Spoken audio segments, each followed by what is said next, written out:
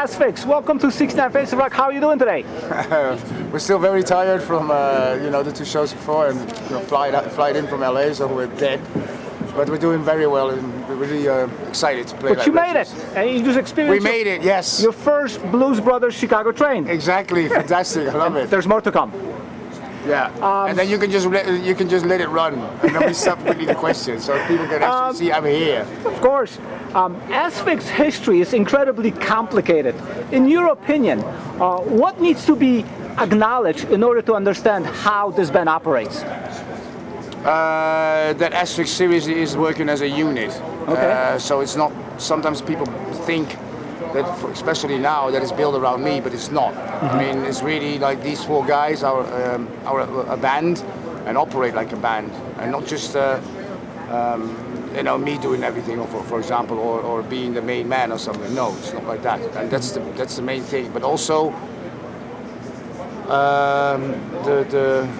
to give the fans from the very first beginning the security that we will never let them down, but we'll always remain loyal to to the style of metal that we make. And I think that's in a few words how you can describe that. What is the purpose of this tour? I keep hearing that these are your last appearances in this country, on this continent. What's the story?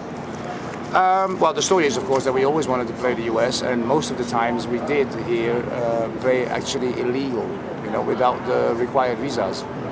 But this time we said, okay, let's do it. First we did Brooklyn and Maryland, the Maryland Death Fest in May, and because we needed visas for that anyway, we said, okay, maybe we can set up a few other shows later in the year, because the visa, we go there to apply for it anyway. So I said, okay, then we're going to try and see how the whole procedure is running, and it was incredibly complicated to get it.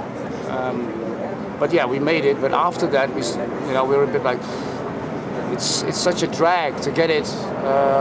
I mean, it's actually for all bands outside the US. It's really a drag to get these visas and to get permittance. And sometimes you just walk against some custom officer from the embassy that just doesn't like your face, and then he goes, okay, denied. And it happened already a couple of weeks ago. I know from friends of mine that played Chicago.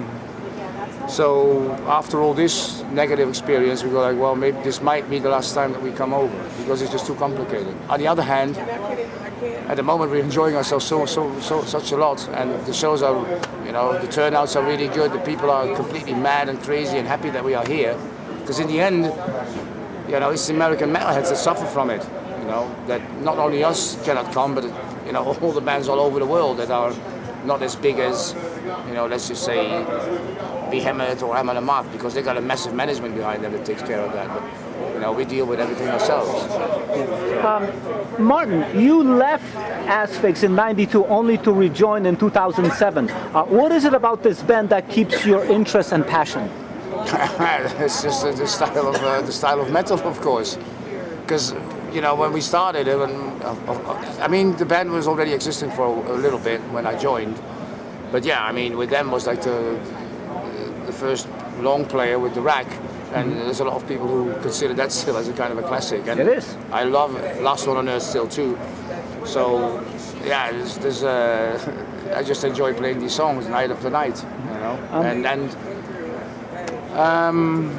I say that, and yeah, I mean the way it started was actually not planned. We were just asked by a German festival in Extreme One, and we found Paul and practiced a little bit, and we go like, okay, give this shit a chance. And since that time, it was a roller coaster, not ending anymore. That's right. Even before you joined Asphyx, you gained a lot of experience with Pestilence. What do you think you brought with you to Asphyx when you joined? Well, you named the word experience. Yeah. And that's also a little bit the story of why it didn't work out with Asphyx in the beginning, because I was already experienced in longer tours, European tours, US tours, and they were not, and they found also out a little bit that they were not the type of guys, for that. So, yeah, and of course I could tell them a little bit of how things were going, yeah, maybe like a recording experience a little bit, but they knew exactly also what they were doing. So it was basically more or less like the touring thing. that I brought with me. Staying on topic of Pestilence, Consuming Impulse, the album you made back in 1989, are you surprised how highly regarded this album is still after so many years? No, I'm not surprised because it was a killer album. Point. I mean, I've got nothing to add to that, and I mean, I still love it myself. Yeah. Now that you are in the twilight of your career, was there ever a chance of, let's say, you reuniting with Pestilence just to do that album live, not necessarily long reunion, but just to play it? There was, I think it was in 2000, where Patrick and me hooked up coincidentally at a bar in our region. And we had a talk, it was good. And then he said, can we not do something, but then under the moniker of Pestilence 2000, because the year where we were talking again. And I said, cool, to him, like, you know what, we can do a couple of shows, play the old material. And then he tells me, no, I don't want to play the old material. I said, well, then there's no fucking use. I mean, what's the point of going on stage? So you were up for it? You were up for it? Yeah, I was up for it, yes, because then we were on speaking terms. But he was then, I don't want to, play the old material. I go like, I'm not going to go on stage and not play fucking these songs. People are going to lynch us. I was like that. And then he quit having contact with me, and I couldn't call him because, it was in 2000, so he didn't have all this cell phone and stuff thing.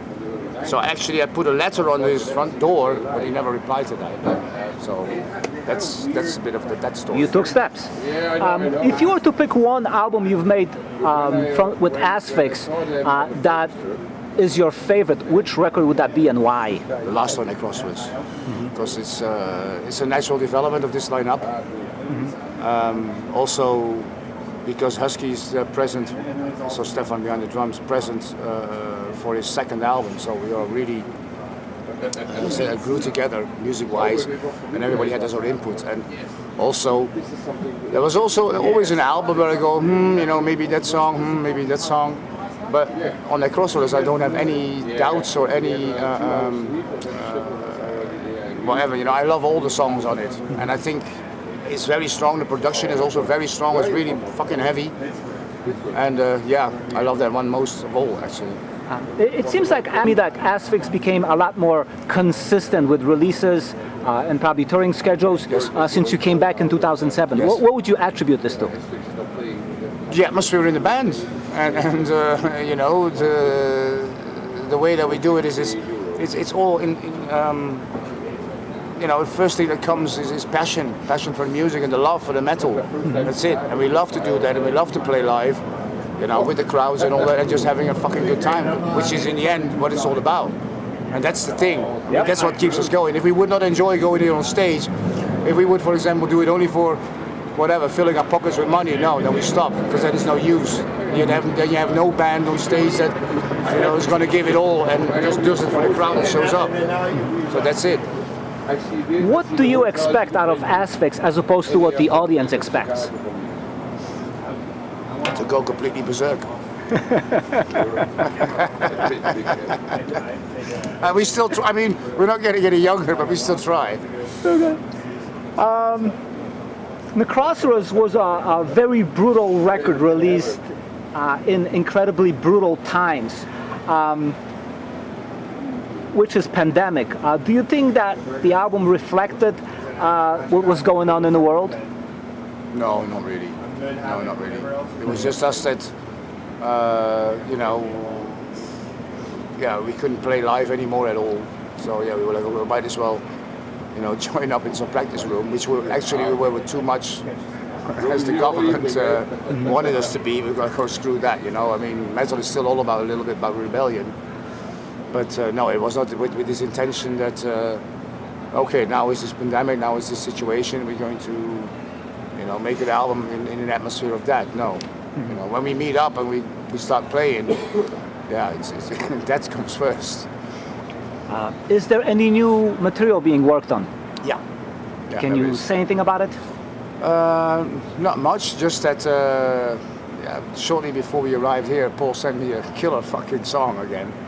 So and that's actually the plan, that we're going to try and do a release next year, but.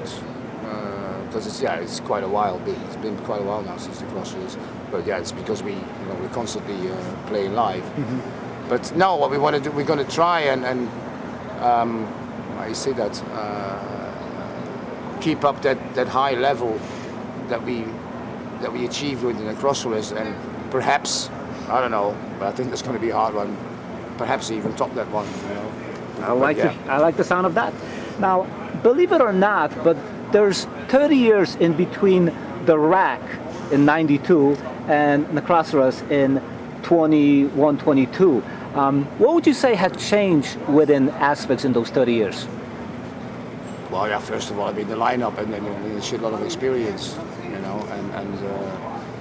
the way of recording too, and the way of that we, in the old days you used to practice, you go in the practice room. We don't have to do that nowadays. Paul has a studio, and he sometimes sends me, his riffs or his ideas, and then at home we go like, okay, this is useful, this is not, and then we meet up.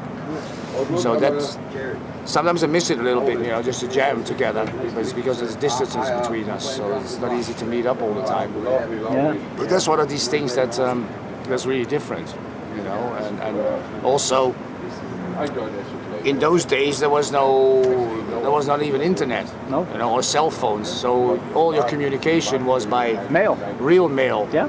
I remember those letters. Yeah, that was those cool. days. So you sent cassettes, or sometimes people go, hey, we did a rehearsal. How about that? Like, it was fun. But the good thing about, sometimes people think that, we only think back on nostalgic on the old times but there's good things about today's too. Like people can easily listen songs on, let's just say, Spotify, and then decide for themselves, okay, I'm going to buy that record, yes or no. And that was impossible, of course, in the old times. Tell me about your involvement in Hail of Bullets. Yeah, that was just great. To meet up with all these killer musicians from the Netherlands, and I think we recorded a couple of really good albums, and I'm proud of it. Everything. Martin, you had been involved in bands for nearly 4 decades now. What would you say would be the most rewarding experience or experiences during those 4 decades? It wouldn't be fair towards all the others, to say that. But maybe my first show at Bullfloor was something really, because I knew them and we practiced a bit then in England, and then all of a sudden you had this first show in Germany, and then you stand with this massive war machine and you're the frontman of them. Also, in a way of rewarding, because I was not playing bass, of course, because Joe is the bass player there.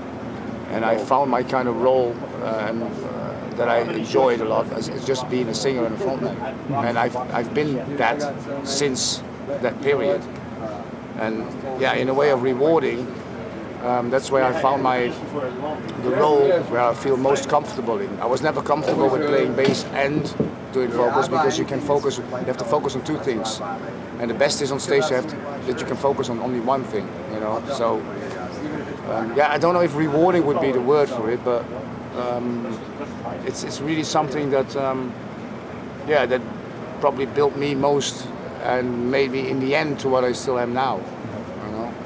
I think. Would you change anything? No, I don't change anything, and I don't regret anything. Why? In the end, all turned well, and you have it's like life. You get ups and downs, and with metal and music, it's the same thing. And you have to learn from the bad experience. You also have to learn also from your mistakes. And with that, you continue and maintain mostly the positive things that happened. I don't want to look back on the past on bad things that have happened, because what's the point? It doesn't bring anything. Just learn from it. That's all. Do you see yourself stopping at one point? When I die. Metal till the end. Yeah. Thank you. Thank you too, Mark. Pleasure. So, afterwards, we're going to kick some ass together with Rob Revor and Mulder. So I really look forward tonight to playing in Chicago. Cool.